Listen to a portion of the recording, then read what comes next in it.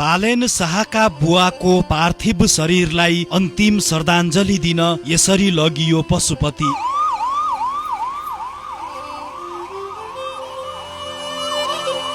काठमाडौँ महानगरपालिकाका प्रमुख बालेन शाहका बुवाको पार्थिव शरीरलाई अन्तिम श्रद्धाञ्जलीका लागि पशुपति आर्यघाटमा लगिँदैछ।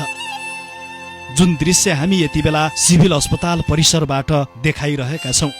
बालेन शाहका बुवा रामनारायण शाह हिजो अचानक अस्वस्थ भएपछि अस्पतालमा उपचाररत थिए।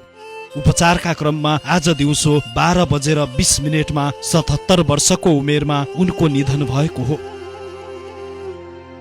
यति बेला यहाँ हामी मेयर बालेन शाह, उनकी पत्नी र परिवारका सदस्यहरूलाई देख्न सक्छौं। यहाँ निकै भिडभाड जम्मा भएको छ। सबैजना भाव बेहल भएको दृश्य हामी यहाँ देखिरहेका छौं। भर्खरै मात्र रासोपाकी पूर्व सांसद सुमना श्रेष्ठको पनि आवागमन भएको छ। यस्तै खेलकुद मन्त्री बब्लु गुप्ता, रासोपाका नेता गणेश कार्की, विवेकशीलका मिलन पाण्डे लगायतका नेताहरू पनि यहाँ पुगेका छन्। अस्पतालमा बाक्लो संख्यामा शुभेच्छुकको उपस्थिति हामी यहाँ देख्न सक्छौं। यस्तै उपसभामुख इन्दिरा राणा मगर पनि यति बेला पशुपति परिसरमा पुगेको खबर हामीले पाएका छौं।